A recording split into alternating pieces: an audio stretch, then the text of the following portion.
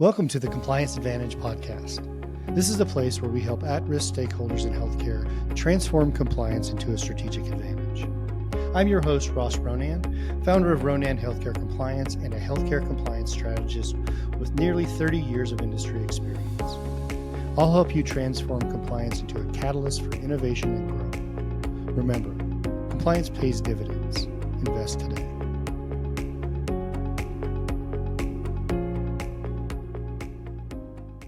Welcome to the Compliance Advantage. Today we have Michi McClure joining us. And Michi, thank you so much for being on our podcast today. Thank you, Ross. Appreciate it. Absolutely. Tell me a little bit about yourself, how you got into compliance, and where are you doing today? Oh, a little bit about myself. Ever since I was little, I always had this justice kind of streak. That's when I decided to go to law school.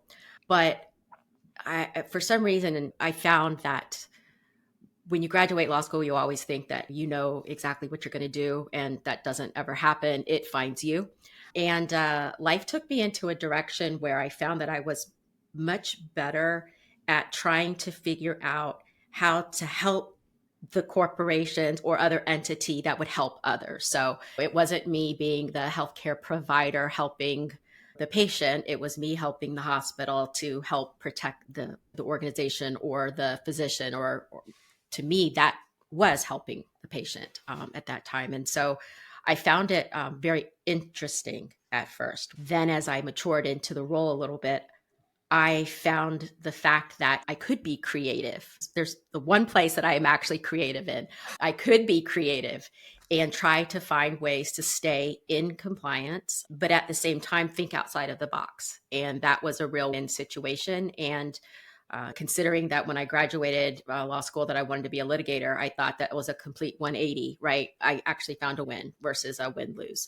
And so I stayed, and I have been trying to hone my skills for the last 25 years, and it's been fantastic. So that's when I took the same path that everybody else does, right? You have your W-2 jobs here and there, then you start becoming a 1099. And after a while, I thought, I think it would be great to open up my own consulting company. So I opened up 4C with a dream just to keep helping people because I already had the skill set.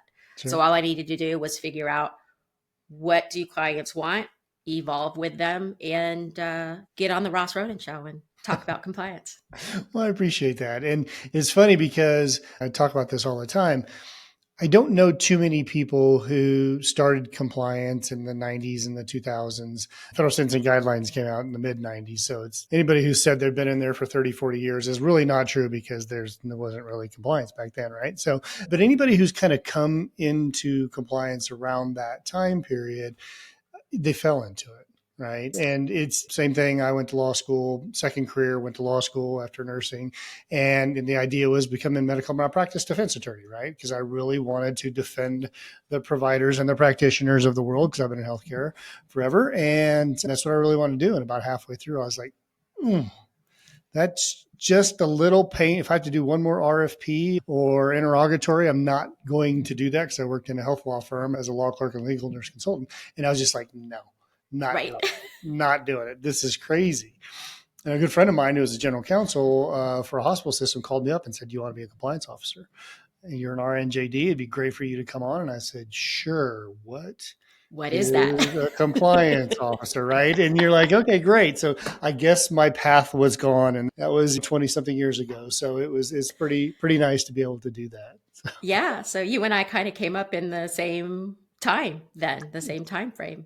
I know sometimes when I give trainings, of course, what does everybody want to talk about in the beginning, right? HIPAA, because it's right. What they, and I always kind of get everybody's attention in the beginning by saying, hey, I was around before HIPAA. Right. And I can always tell like how the average age of my audience, because their faces are like, there was a time before HIPAA? It's like, really? I'm like, yes, really. So let's talk about how things have evolved.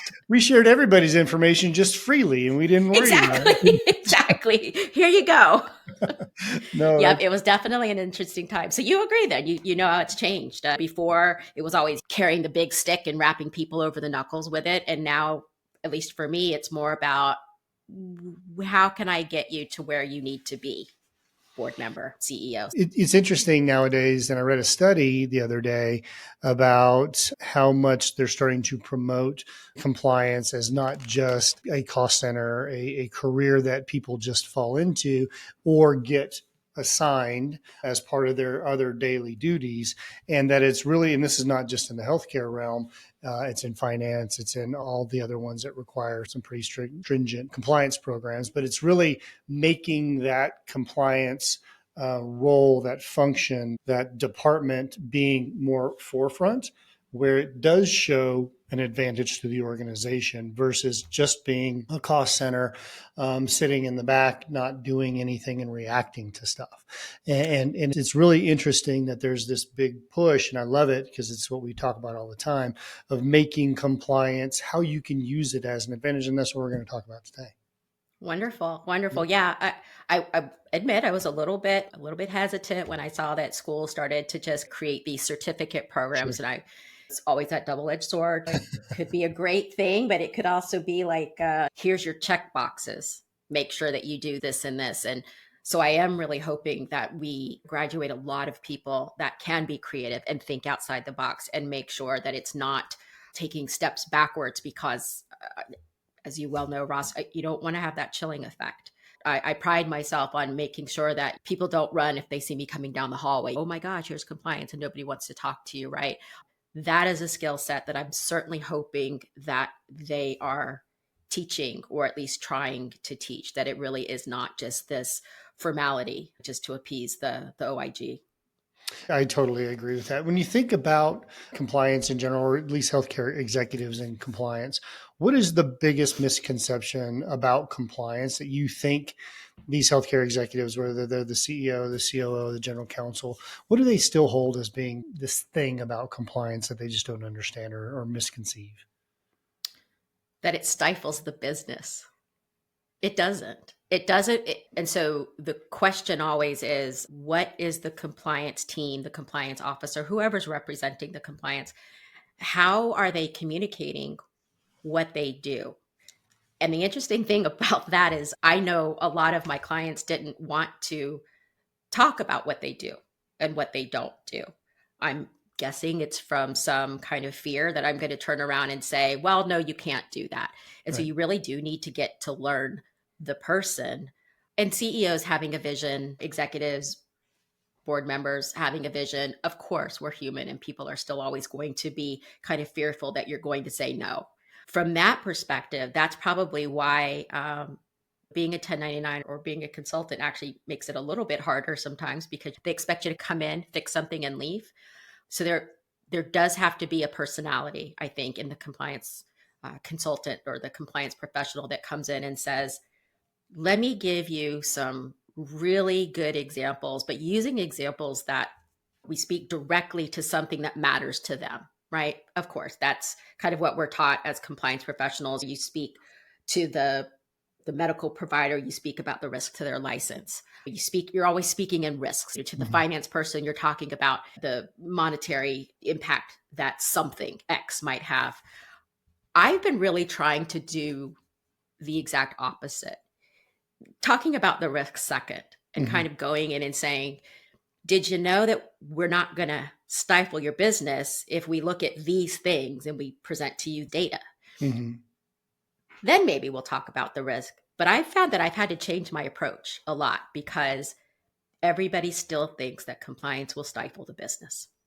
And I do think that going back to your other comment or our discussion about coming out of school with this education of compliance and check the box type of arrangement with the OIG guidance that's out there, federal sentencing guidelines, whatever it may be.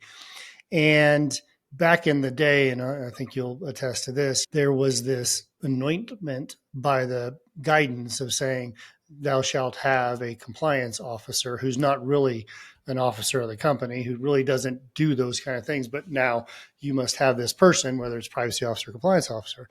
And a lot of organizations put it on somebody who then turned around and just felt like they were anointed as somebody really powerful in the organization and just started acting like a hammer looking for a nail. And it's really unfortunate because I think we did it to ourselves.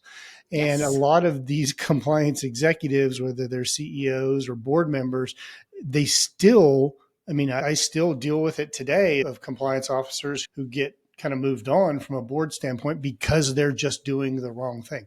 They're out of their lane, right? Yeah. They're doing stuff they shouldn't be doing.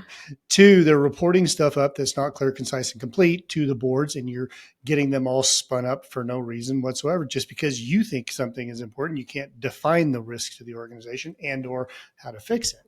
And so I see this a lot, and I think that we are the only way to say it is a strategic advantage, it is a compliance advantage to have a compliance executive to help you through all these things. So couldn't Yeah. agree Yeah. with you more on the misconceptions on that. It's too bad that we have done it to ourselves. But I will say, if I can get the ear of my CEO or the board and kind of convince them that risks are not static.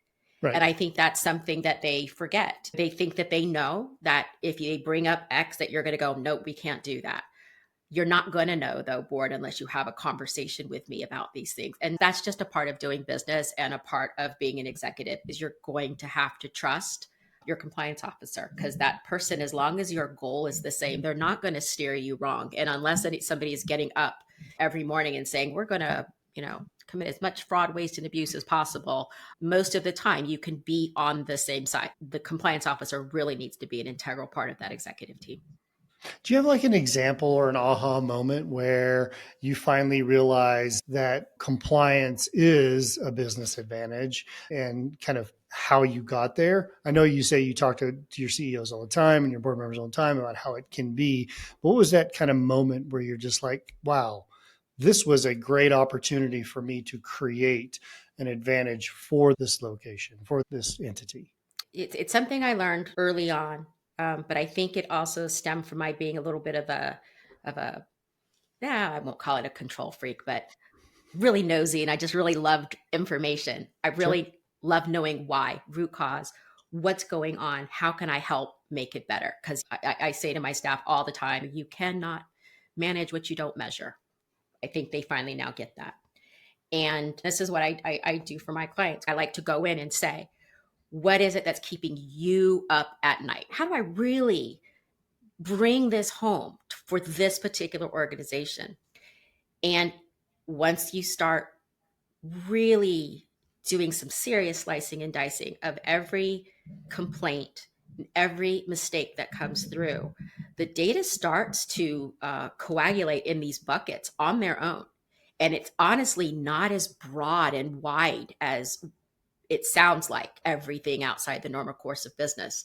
Talk about a really fast fix for processes, which then in turn doesn't waste as much time, which then in turn is a lot more efficient, which then that's what really got me to have a little bit of a stronger bond of trust Mm-hmm.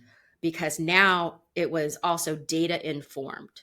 Mm-hmm. That was my aha moment, and I've had great success in doing so. It is hard, but for me it's worth it because you do end up with that win, which is just so fun at the end of the day. Yeah, it really is. And you talked a little bit about complaints and patient complaints, which I think is a very interesting topic when you talk about the business advantage that compliance can bring. And I remember several times in my experience and my levels where individual patients would call with maybe a billing concern. Hey, you billed me for this, and I think I got that. Or, hey, I didn't see the doctor here. I didn't see the doctor there. And at some point in time, we as compliance had to step in and have conversations with people who are just misinformed, misunderstood what was going on with their bill or their care or whatever it may be from a regulatory perspective. And we'd have these conversations with these patients, which in turn would create a patient satisfaction, a patient level of trust, increased the ability of that provider's patient care to be extended to multiple patients, because those patients are singing the praises of saying, hey, not only did I get good care, but I also got a response from somebody who cares about me, who cares about my concerns from a business perspective. And that really created a tremendous business advantage. So looking through all of those complaints and looking through all of those different issues that come in as a compliance executive, understanding what it is and understanding the benefits and the ramifications of that down the road for a business is really important. And if you have a compliance program that does that and they're sophisticated enough to understand the benefits of that business advantage, it just creates another level for any organization on a patient satisfaction and patient care standpoint. And that's what we're all here for, right? I mean, it's not about anything else. The money will come, everything else will come, but patients come first every day and twice on Sunday, right? And it's just the thing that has to happen. And if we do that, and we take care of patients from a compliance, operations, business relationship, that trust will be there and it creates a huge advantage. Yeah. I mean, and word of mouth alone has so much more weight now than it did before, especially in this day of technology and social Yeah, you media and get all of these Google things. I reviews, mean, you it get just Yelp reviews, blows you up. get Yeah, exactly. everything, right? I mean, Exactly. it's just out there and people will slam you for no reason whatsoever. And all it takes is a phone call just to say, we got you. Yes. Yes. Got your back. And people want to be heard one way or the other. So I would much rather, just like an OSHA inspection, right? I would much rather find something when I'm doing a walkthrough, right? Versus the OSHA inspector that's coming through. And then you've got every single employee going, oh, wait a minute, do you have a second? I'd like to talk to you. Or a patient that says X, Y, or Z, this is a really bad thing. People want to be heard. Right. This episode of the Compliance Advantage podcast is brought to you by Ronan Healthcare Compliance. At Ronan Healthcare Compliance, we believe in transforming healthcare compliance from a checkbox attitude to a strategic advantage. With decades of expertise, our team of consultants provides innovative solutions tailored to your organization's unique needs. We don't just help you meet your standards. We elevate your business, ensuring ethical practices are at the heart of what you do. Whether you're navigating complex regulations or seeking to enhance your compliance strategy, Ronan Healthcare Compliance is your partner in achieving excellence in healthcare compliance. Ronan Healthcare Compliance, redefining compliance, empowering leadership. Visit us at ronanhc.com to learn more. Now, back to the show. Yeah, we talk about patients and even employees wanting to be heard. And I think that's a really good point. And when I talk about disclosure program, hotline, whatever, to our CEOs and our boards, and one of the questions that I often get is that internal or is that external? And I say yes. And the reason is yes is because you want everybody to be heard, right? The open lines of communication by the OIG and their guidance isn't necessarily just directed towards employees. It is to fetter out fraud, right? But it's also to understand what's going on with your company in the world. And I think that open lines of communication really does build trust with patients and with employees about you're listening, you're hearing me, and therefore I trust you as an organization. Right. Yeah. Yeah. I mean, individualism versus kind of not is always been an interesting thing. Everybody wants to be heard and wants to be treated a certain way, but sometimes we also have to kind of be creative and figure out, even for our patients, how do we get you with your particular situation? How do we get you what we think that you need? So the compliance officers, position that's the big challenge, and that's why I think, at least for me, that's why I'm drawn to it. It's because if I can be successful making sure that I'm doing right by the patient and by the business, well, that's a triple win. Now it's not even a win, and now I can go home at the end of the day and be like, okay, this was really cool. Those are really great points for sure. Now, I always like this question: if compliance were a superhero, what would it be, and what superpowers would it have? My husband would kill me since I probably don't know there's probably like some character name and I don't Oh, it know can it, be but made up. It's okay. it would be okay. So it would be whoever is a shapeshifter. Okay. It would have to be because I find myself doing that all the time. I am constantly shifting my approach to tackle whatever problem there is, and making sure that whatever I kind of morph into, that it's working. And a lot of times that's just in communication. I need to communicate to my providers differently than I do maybe to my frontline staff, things like that, differently to the boards than I would the patients. That takes some practice, but if you can master that, yes, you are a superhero. If you can master all of those folks, you are a superhero. And so I think compliance is best served by categorizing it as a shapeshifter.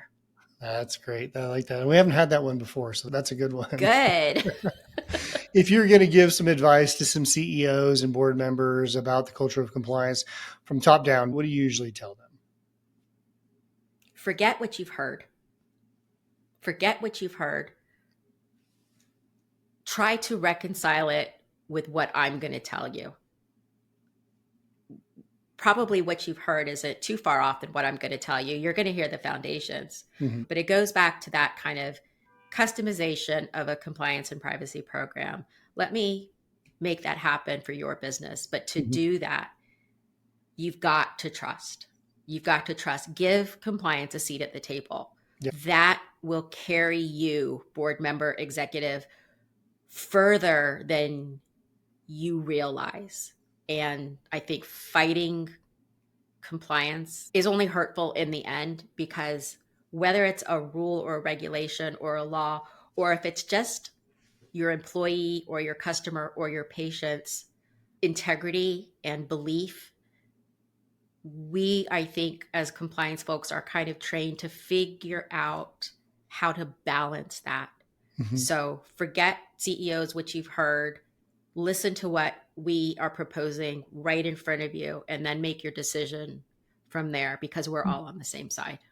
No, that's good advice for sure. It's all one team, and being a strategic partner is huge from that standpoint. And I think the message being communicated from above high, on high, down to everybody. And I often kind of think through this when I'm talking to a lot of the leadership is, if you're not participating in the executive committees, if you're not carrying the torch of compliance, then nobody will have a culture of compliance, because if you don't believe it, they don't believe it. And so once you start believing it and trust that we are here to help kind of move the business forward, that goes a really long way.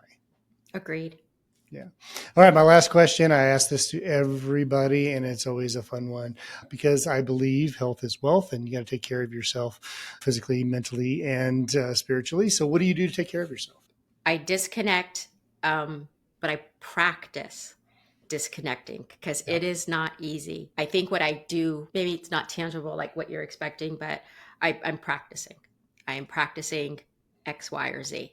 And right now I am practicing disconnecting. Tomorrow, though, I might be practicing something else, but knowing that I'm just kind of constantly reaching for something a little bit better, and better as defined by me, not necessarily the definition of the masses. That keeps me going, and it keeps kind of the creativity that I want to keep in my life. So I just have to just keep practicing. I love that. I love that. It's such a stressful, high-paced world that we live in, with regulations and enforcement actions and finding things out, problem solving them, that just unplugging and just getting your head right is so important. So yes. Well, Michi, thank you so much for joining us today. I know the listeners are going to love to hear all of your insight on the compliance advantage that you've been a part of for compliance programs around the country. So I really do appreciate your time to speak with us today. Yeah, thank you for having me. This was really wonderful. I appreciate it. Thank you for listening to today's episode of the Compliance Advantage podcast. If you enjoyed it, please rate, review, and share this episode with someone who might benefit from it. Don't forget to visit us at ronanhc.com for more resources, and connect with us on social media for the latest updates. And remember, compliance pays dividends. Invest today.